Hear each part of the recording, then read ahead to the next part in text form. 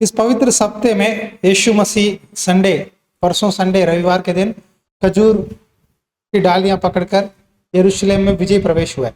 बाद में हम बाइबल में ध्यान से मत्ती, मरकुस, लूका, यूहन्ना ध्यान करेंगे। तो हमने देखा कि यीशु मसीह परमेश्वर के भवन में गए थे, यरूशलेम के भवन को साफ करने लगे। वहाँ के भेड़ बकरी जानवरों को, पैसा बदलाने वालों को, टेबलों को सारे बदलाने लगे। बदलाने के बाद याजकों ने कहा, किसने आपको अधिकार दिया? तो प्रभु ने भी सवाल उठाया उनके ऊपर। आगे बढ़कर हम यहाँ मनन करेंगे। उस समय प्रधान याजकों ने, अधिकारियों ने ये आपस में विचार करने लगे कि यीशु को कैसे पकड़वा कर मार डाले। अब उन्होंने प्लान बनवाया था। पहले भी उन्होंने बहुत कोशिश की कि यीशु मसीह को पकड़े मारे, लेकिन ये प्लान जब आज इस समय जो हुआ था, मतलब कल रात हो सकता है या आज हो सकता है, उन्होंने प्लान बनाया।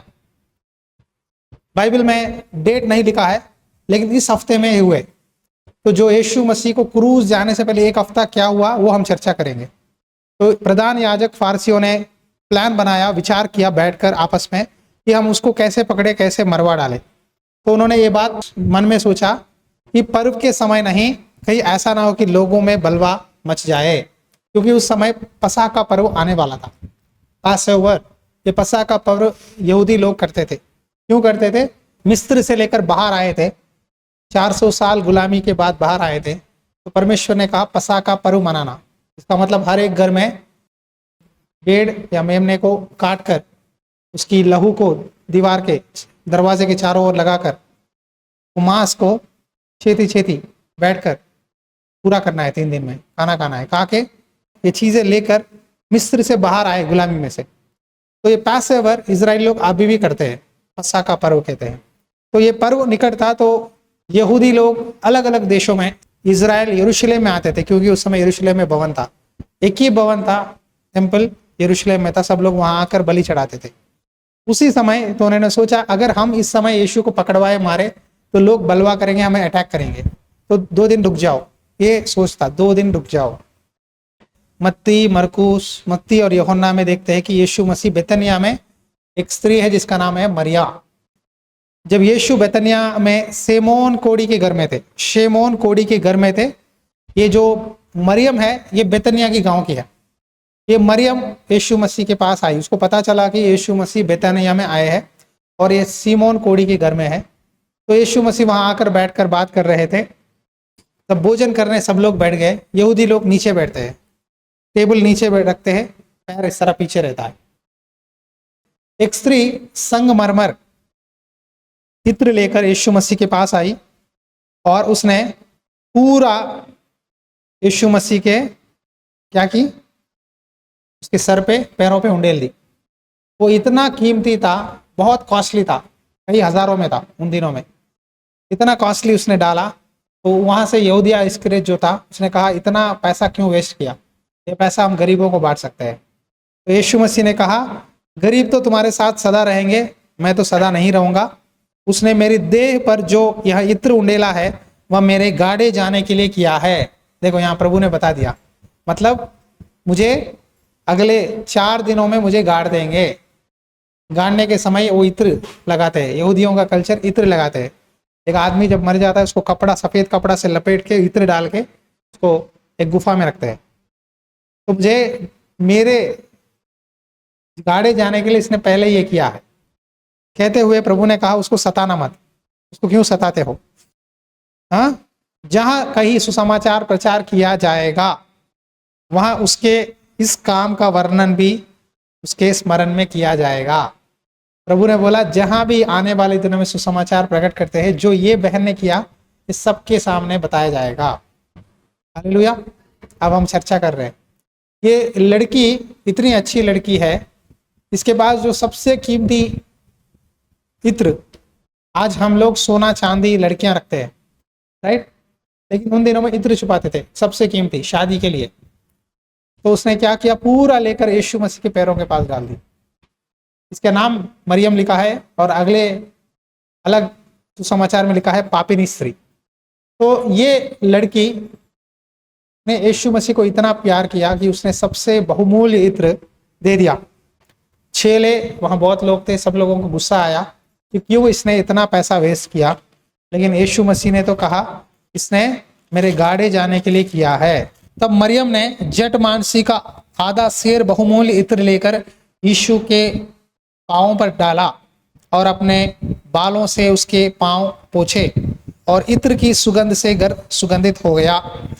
परंतु उसके चेलों में से यहूदा इस्करियोत नामक एक चेला जो उसे पकड़वाने पर था, कहने लगा यहाँ इत्र 300 दिनार में बेचकर कंगालों में क्यों ना दिया जाएगा। उसने यह बात इसीलिए नहीं कही कि उसे कंगालों की चिंता थी, परंतु इसीलिए कि वहाँ चोर था और उसके पास उनकी थैली रहती थी और उसमें जो कुछ डाला जाता था वहाँ निकाल लेता था। यीशु ने कहा उसे रहने दो, उसे यहाँ मेरे गाड़े जाने के दिन के लिए रखने दो, क्योंकि कंगाल तो तुम्हारे साथ सदा रहते हैं, परंतु मैं तुम्हारे साथ सदा नहीं रहूंगा।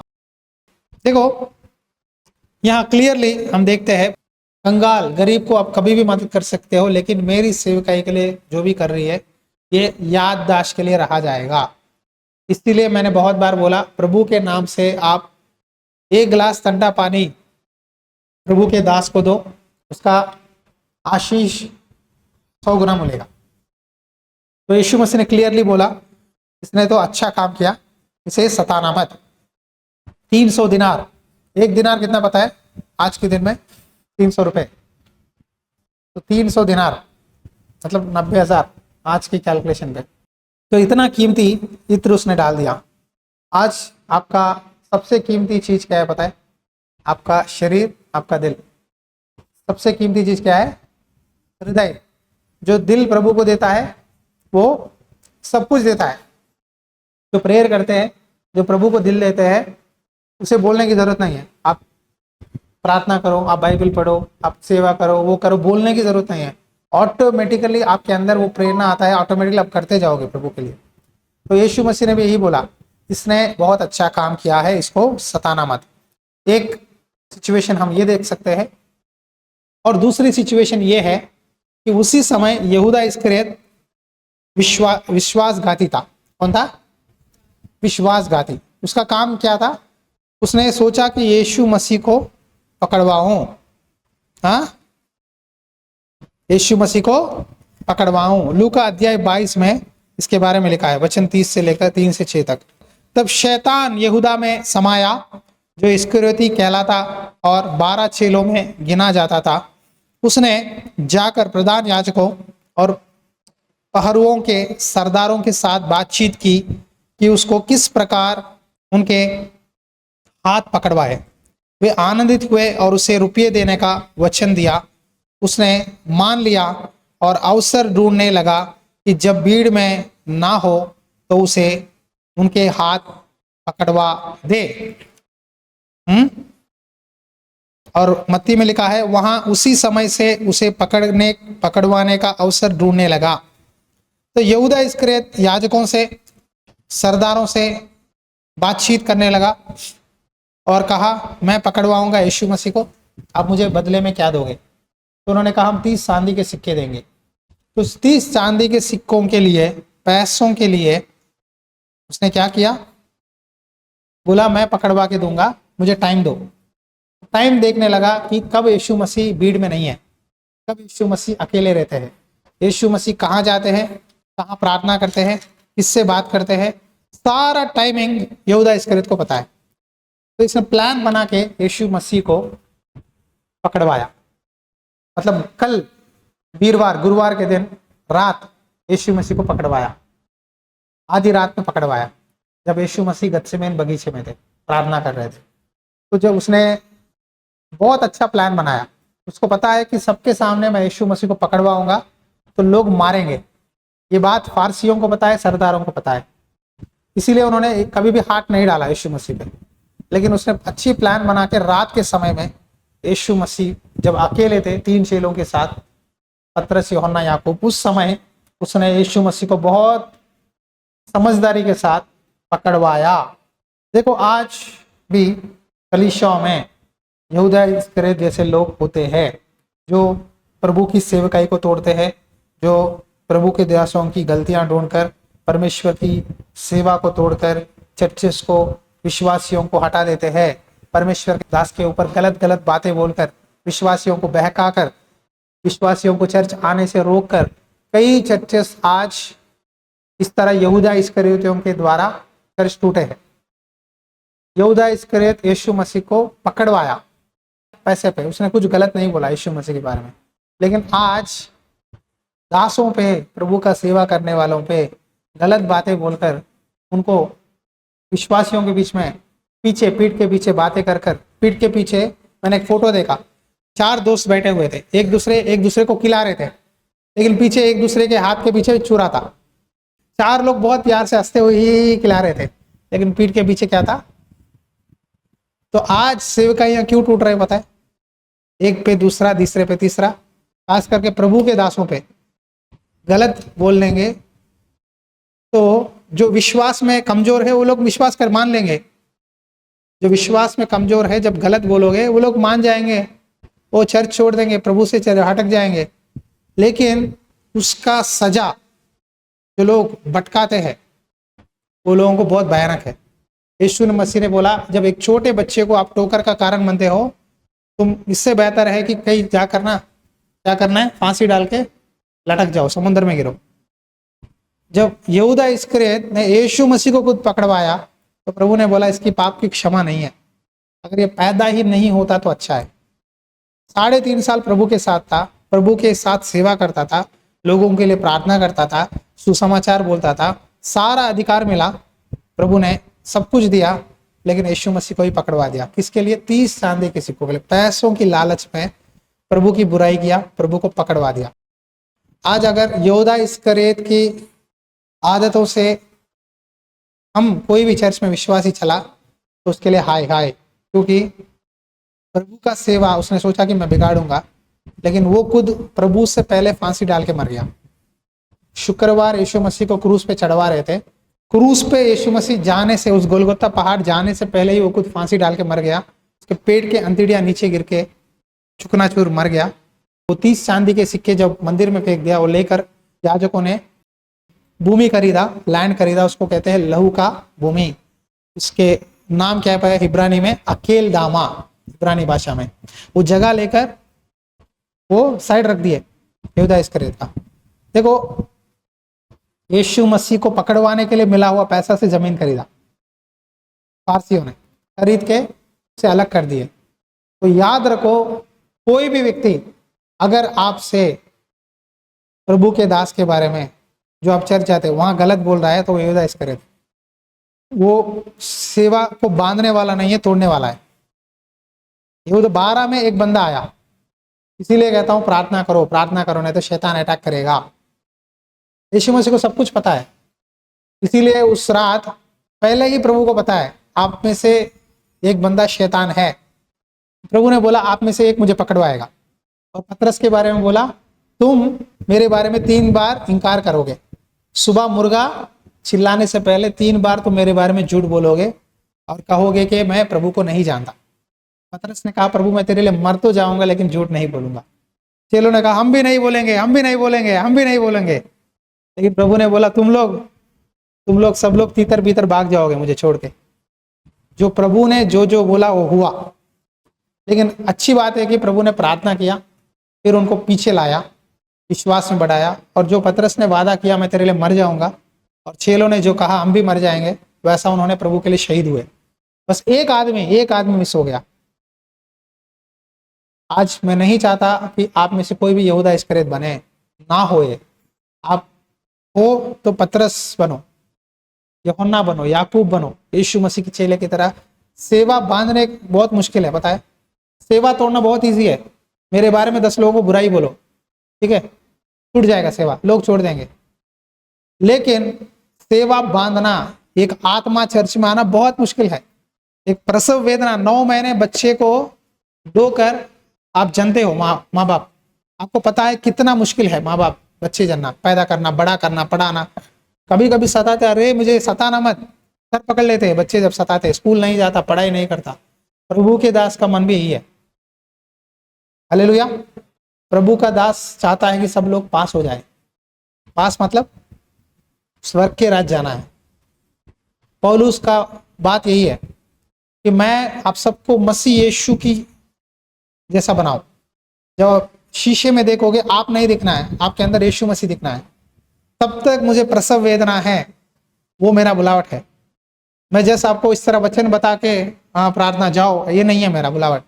आपको यीशु मसीह के जैसा बनाना, यही मेरा प्रेरणा है। क्या जरूरी है पास्टर को? संडे, एक शुक्रवार, बस। मैं बहुत बार बोल चुका हूँ ये बात। क्या जरूरी है एक पास्टर को कि आपको 3-4 दिन बताओ वचन? इतना मेहनत करने की क्या जरूरत है? मेरा दर्शन यही है कि मैं आपको यीशु मसीह आपके अंदर है, यीशु मसीह के जैसा आपको जीना है। यीशु मसीह के लिए हमें स्वर्ग के राज्य के लिए आपको मैं रेडी करना है। ये मेरा दर्शन है, ये दर्शन है। वो दर्शन पूरा करने के लिए प्रभु ने मुझे सेवा दिया है। हालेलुया। तो याद रखो, जब आपको अच्छी तरह से समझाकर बताकर आपको बढ़ाने वाले मिलना, आपको प्रभु के बारे में सारा वचन देना, सिखाना, एक एक कदम पे चलाने वाले मिलना, मतलब आप ब्लेस्ड हो, आशीषित लोग हो। तो इसे कभी भी हल्के से मत लेना। आप हर एक मौका को इस्तेमाल करना, क्योंकि ये हर एक मीटिंग जब हम जुड़ते हैं, पवित्र आत्मा का अभिषेक आपके ऊपर उतरता है। आप स्टेप बाय स्टेप बढ़ते जाओगे विश्वास में। हालेलुया। पवित्र आत्मा कभी भी आपके ऊपर आ सकता है, कभी भी आपको अभिषेक मिल सकता है, लेकिन आप हर मौका, हर मीटिंग क्या करना है? ध्यान से। असली आशीष आपको कब आती है पता है? जब प्रभु के दास एक वचन बोल रहे हैं, हर मैसेज में आपको एक पॉइंट मिलता है, एक सीखने को मिलता है। जो सुनते हो धन्य है, परमेश्वर का वचन जो सुनते मानते। मानो, बस सिंपल सी काम है। आज हमें यहूदा इस्करियोत की तरह किसी को भी धोखा नहीं देना चाहिए, ना विश्वासी को धोखा देना चाहिए, ना प्रभु के दास को। हम सब लोग मसीह में एक है, प्यार करना है। कल आपका चेहरा मैं देखूंगा स्वर्ग में, आप मेरा चेहरा देखोगे। अब यहीं हम लड़ते बढ़ेंगे तो वहां कैसे देखेंगे? जो भी है क्षमा कर दो, प्रभु के हाथ में छोड़ दो। खास करके प्रभु को देखो। प्रभु के भवन में किसे देखना है? प्रभु को देखना है। ये वचन, एक एक वचन जब सुनते हो, इस पे ध्यान करना है। हाँ, कैसा लगा होगा यीशु मसीह को जब यहूदा इस्करियोत आकर इस तरह पकड़कर गले लगा के एक पप्पी देकर, प्रभु यही है, कैसा लगा होगा? छाती में चूरा चुभाए जैसा होगा। बहुत, मुझे पता है वो दर्द कैसा रहेगा, बहुत वेदना है, मुझे पता है वो दर्द। जब आप एक व्यक्ति को बहुत प्यार करते हैं, चेला समझ के उसके साथ रहकर, प्रभु ने सब कुछ सिखाया, खिलाया, सब कुछ देखा, अचानक से प्रभु पे लात मारा। इसीलिए प्रभु ने बोला उस प्रभु के भोज में, जिसने मेरे साथ रोटी बांटी, उसने मुझे क्या किया? लात मारा। ठीक है, पैर से लात मारा मुझे। लात मारना बताए, सीधा लात नहीं मारा, पीछे से मारा। घोड़ा देखा, घोड़ा लात मारता है इस तरह पीछे से, ऐसा मारा। उसने पीठ दिखाई। प्रभु को बहुत वेदना हुआ। हमें यहूदा इस्करियोत के द्वारा सीखना चाहिए, परिस्थिति जैसा भी हो, हमें प्रभु को धोखा नहीं देना है। हम कई बार जब हालत बिगड़ जाता है, फाइनेंस की प्रॉब्लम है, बीमारी आती है, धीरे धीरे हम क्या करते हैं? प्रभु ने क्या किया? चर्च जाने से क्या फायदा है? हमें क्या मिला? तकलीफें आए, मुश्किलें आए, हम थोड़ा नेगेटिव रख लेते हैं। वो नेगेटिव रख के धीरे धीरे प्रभु से दूर हो जाते हैं। प्रभु कभी बीमारी नहीं देता, प्रभु कभी वेदना नहीं देता। कभी कभी हमारी गलतियों से आते हैं, हमारे खुद की फैसलों से आता है, तो शैतान अटैक करता है, लेकिन प्रभु कभी किसी को दुख नहीं देता। जब तकलीफ आया, मतलब प्रभु आपके बगल में पकड़ा है, हाथ पकड़ के। जब आपको मुश्किल आया, इसका मतलब समझो कि यीशु मसीह आपके हाथ पकड़ा हुआ है। याद रखो कि प्रभु, ये तकलीफ है, ये समस्या 2-3 दिन है, 10 दिन शैतान तुमको सताएगा, लेकिन विश्वास को मत छोड़ो, मैं तुम्हें जीवन का मुकुट दूंगा।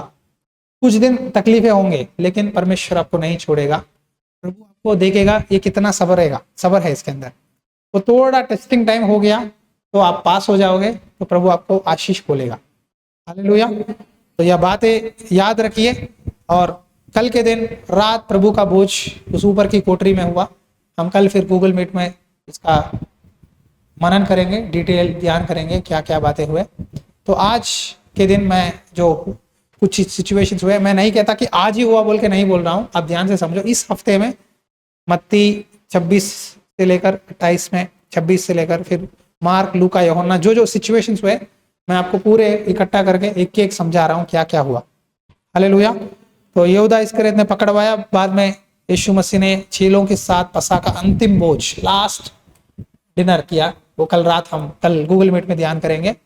अभी इस वक्त हम दो बातें सीखा है कि मरियम ने अपना बहुमूल्य इत्र दिया, आप अपना दिल जीवन दो, पहली बात। दूसरी बात, आप में से कोई भी यहूदा इस्करियोत के हरकतें ना करे। अगर आपको कोई भी बुरा बोले प्रभु के दास के लिए, तो आप बोलना है हमें ऐसा नहीं बोलना है, हम उनके लिए प्राप्त, अगर हम देखे बिना, कानों से सुने बिना बोलना नहीं चाहिए। अगर सच भी है सामने बात करो, पीछे बात करना अच्छा नहीं है। मैं कुछ भी है, मैं सामने बात करने के लिए लाइक करता हूँ। सामने ही बोलो ये प्रॉब्लम है, क्या सही है नहीं है, बस सिंपल सी बात।